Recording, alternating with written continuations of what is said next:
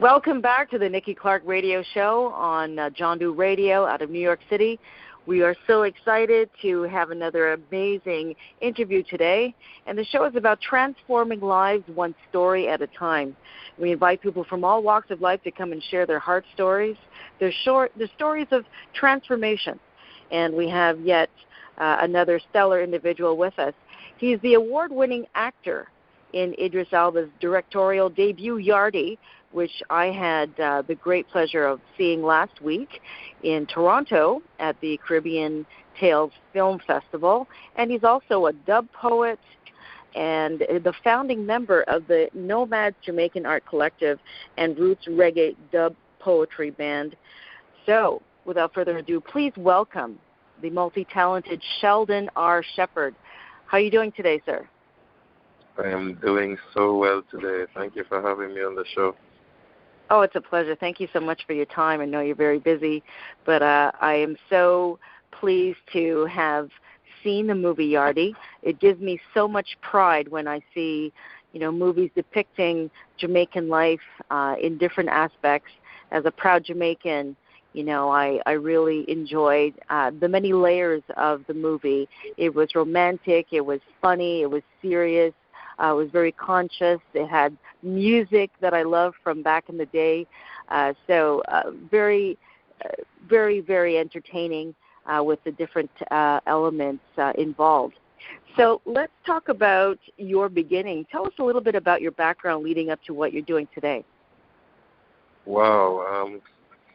Well, I was born in Kingston, Jamaica, in a community called Franklin, Kingston 16. Mm-hmm.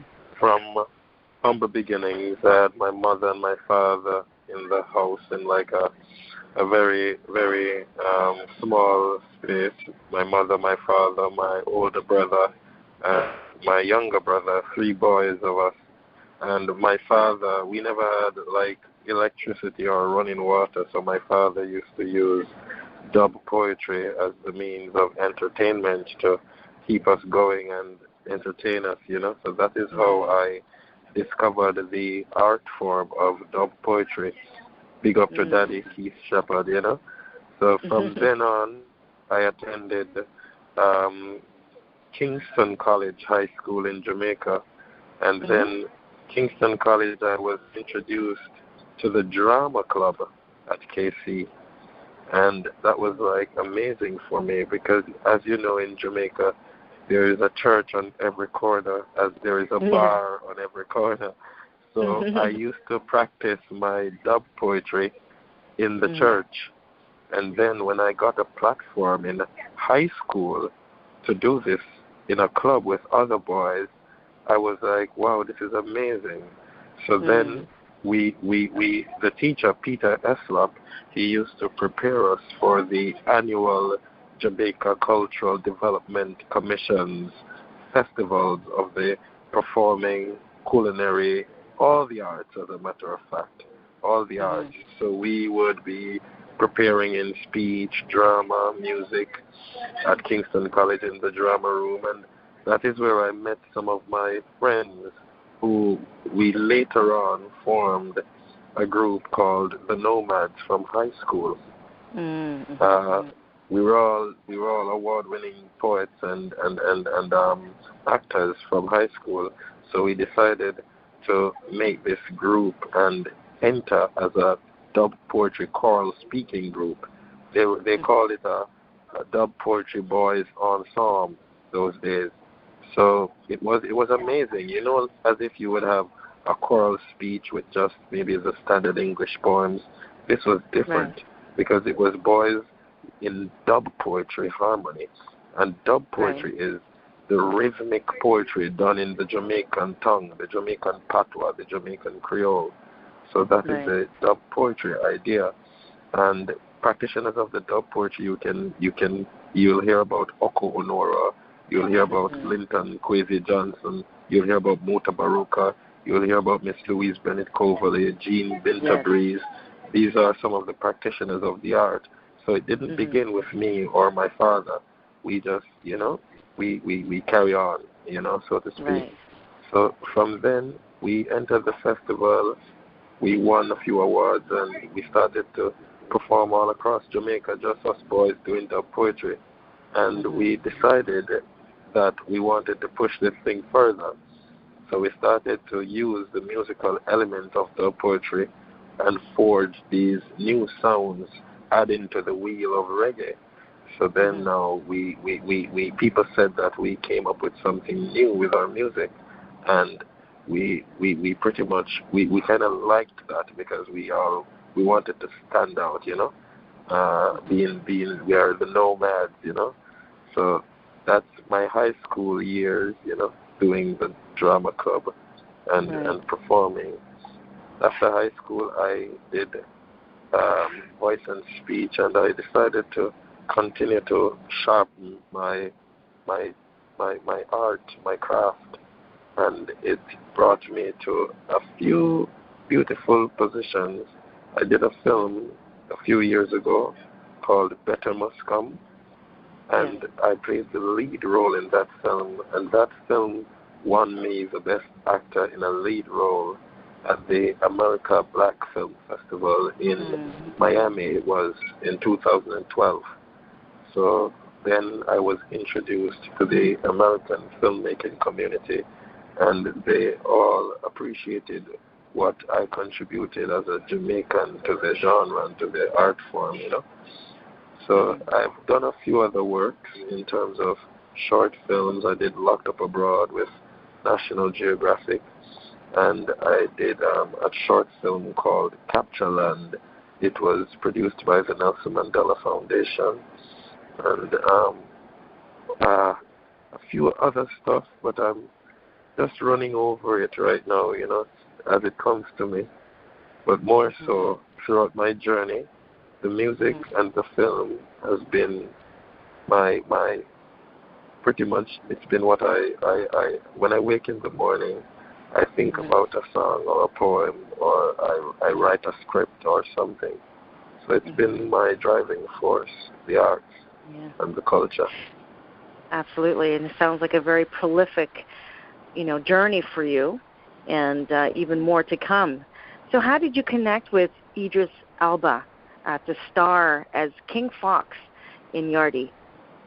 Wow, that was beautiful. As I said before, I did Better Must Come. We shot that about 10 years ago in Jamaica. And Jamaica, I remember that film. It was great. Yeah, Storm Salter was the director and writer. He's now doing a beautiful film called Sprinter as well.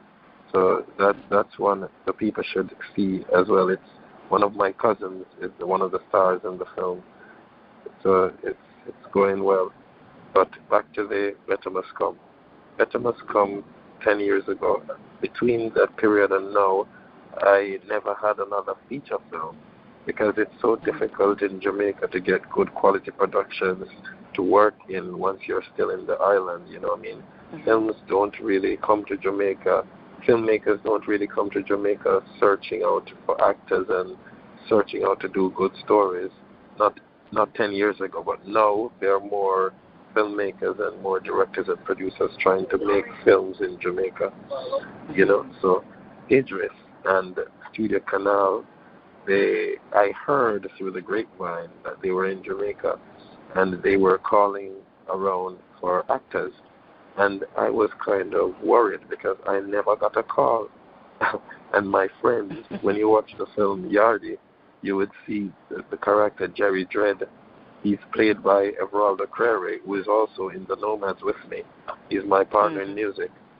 So he got a call, and he also won a role. So I'm like, no way. And then my cousin, who is in Sprinter, he got a call, but he didn't win a role. And I'm like, can you imagine? We live in the same house, and they call all these guys. And I am the best actor in the lead role, and they didn't call me.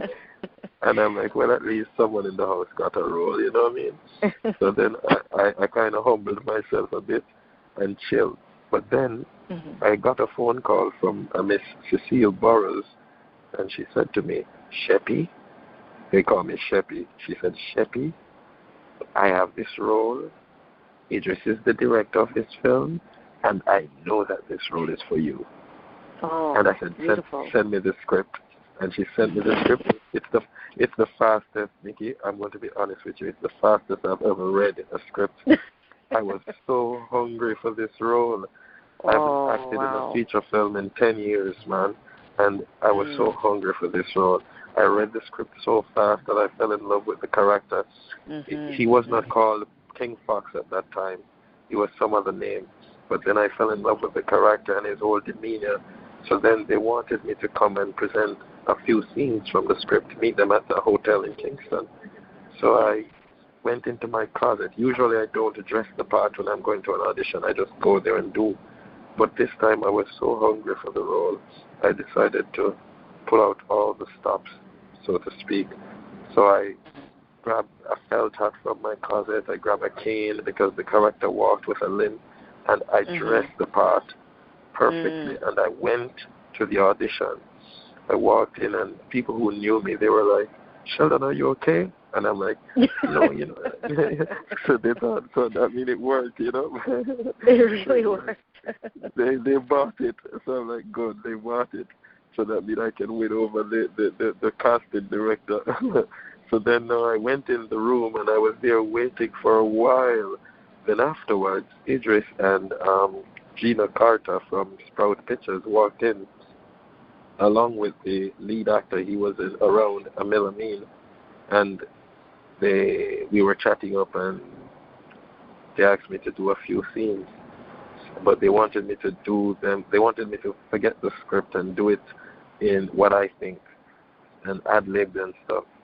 So I started to go into some vibe, and because the character King Fox, he's also a music man.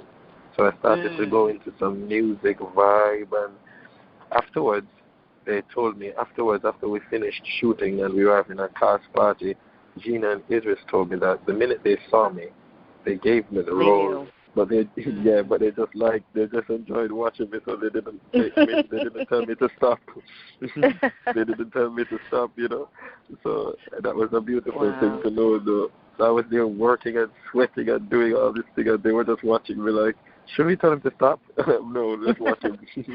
So that was really good. You know, so there must have been something about your experience, because when you go for a role as an actor, there's something that you lend from your own experience that enhances the role. So how did you prepare for it? That when you walked in the room, people knew, oh yeah, that is King Fox. They got you right away. You see, I said this 10 years ago about the film Better Must Come.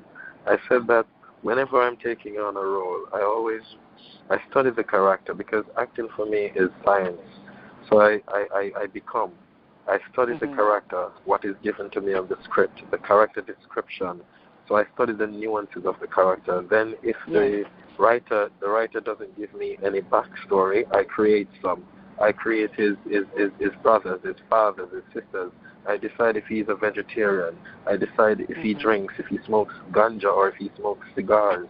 I decide things about him. I wonder how he would sound, what if he's jovial or if he's really serious. So these are the things that I run through in my head. And the thing about acting, my secret that I can share with the world, it's not a secret anymore, it's really the thought. It's really the thought. So once I run through these nuances in my head, and I paint a picture, a mental picture of the identity and the backstory of this individual, then I simply put him on like a suit. And once I put him on, until they say cut, it's a wrap, I wear that suit.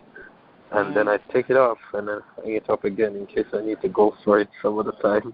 But I do merge elements of myself and my experiences in terms of, take for instance, King Fox. I did my first studio album with the legendary duo Sly Dunbar and Robert Shakespeare.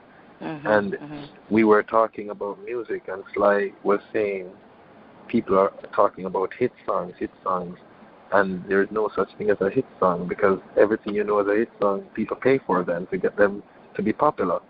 So that line, King Fox, when he was in the studio, he used that line that Sly used to me in our recording session, as well as as an actor, we meet a lot of people in Kingston, and I met some notorious gangsters as well. So meeting these gangsters and chatting with them and shaking their hands and organizing stuff with them, it gives you the energy of you, so you understand their nuances and you realize that these men are not walking around with a frown on their faces and walking around beating their chests all the time to say I'm the baddest man alive. It's more of the subtle nature of these men.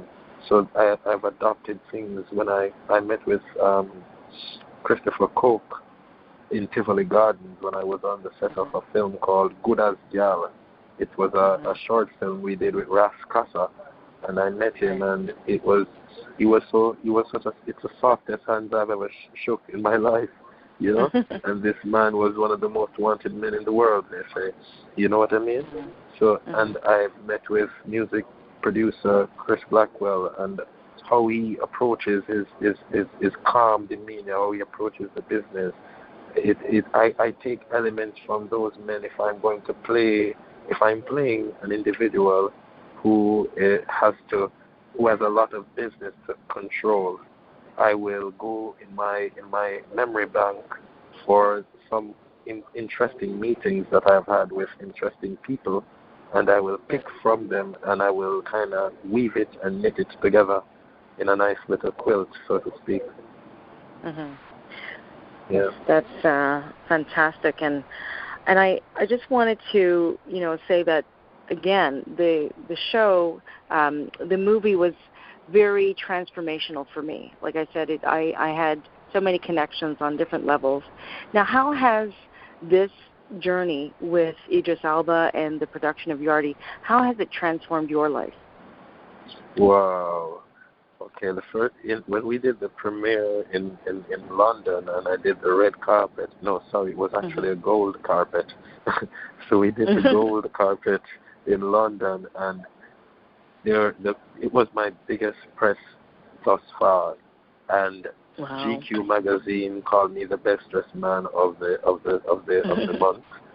I was wearing this amazing suit, and they said I was the best dressed man of the month. GQ.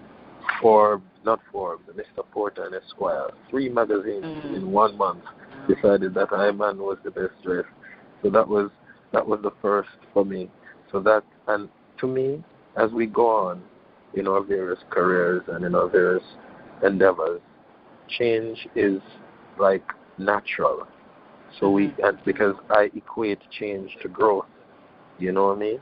And we should not by any means remain or be stagnant, because then we restrict change, and we're not like the bamboo. We do not flex. So if we are too rigid, we will break. If we stand too firm when change is around us. So we should be able to flex with change. So that's like a mantra that I take onto my temple, where I grow every day. I am perfectly and constantly growing in my mind and in my being. So meeting Idris, it has been a next level business for me in terms of my film acting and also my music. And he's a really, really good director. He knows what he wants. And he's also on my album. Me and him, we did a collaboration. He's a wicked rapper as well, and really? Yeah, man. He's pretty cool, pretty dope. My next album comes out in August, this August, in a month's time. So it's called Heaven on Earth, and he's on a song called Beat Them Down. I could send that song for you if you wish, and you could get I would first. Love it. You would be the first person to play that song. Oh, an exclusive. Oh, I love it. Thank you. Exclusive, you know what I mean? Yeah, I'm so excited about that project, you know? But, yeah, so meeting Mr. Elba. As a matter of fact, I just spoke with him on WhatsApp to big him up on the Yardi mixtape that he has done. I saw that they were doing... Go ahead. No, I was going to say, tell him his sister Nikki in Toronto loves his work. All right, most definitely. You know what I mean? So he has a soundtrack, a mixtape now for the Yardy sound, and it's doing well. And there was this particular song about King Fox, so I heard them playing it on the BBC. They were all in studio doing a live take on it, and I messaged them and sent some fires and some thumbs up and some blessings just now, So we keep the communication going, and we are in music business and film business together, and he's just a super awesome big brother to work with, and I've learned a lot from him since we've met. Wonderful. Well, I'm so blown away by your humility. You are just a wealth of talent, and I know there's so much more that we're going to know more about you and the reaches of what your talent can go to in the next little while, in the near future. So it's been such a pleasure talking to you. Thank you so much for your time. And before we close, can you just tell us how can we reach out to you on social media? Certainly. To find me I live on Instagram pretty much. It's so easy. To find me on Instagram, it's at the Don Shepherd. That's TheDonShephed.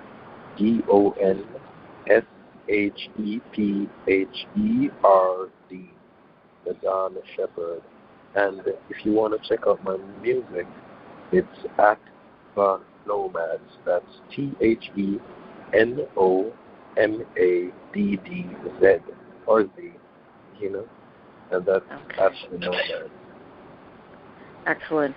Well, thank you again for your time. You've been listening to Sheldon R. Shepherd, who is the actor in the latest reel of the directorial debut of Idris Elba's film Yardy. Go catch him on social media. He is brilliant in acting and also an amazing dub poet and so much to offer in different areas, and we're going to find out more about what he's up to. So thank you again for your time, and I hope that we can connect another time you're in Toronto. Definitely. I'm looking forward to Toronto. I miss Toronto. I was there a few years ago, and it's due a visit. Let's just say that. Okay. Well, anytime you're in town, just let us know, and we'll definitely connect again. You've been listening to the Nikki Clarke Radio Show on Radio John Doe with our very special guest, Sheldon R. Shepherd. And if you're close friends with him, he's Sheppy. So you have yourself a wonderful day. Bless. One love. Respect. Goodbye. All right. Bye-bye. Bye.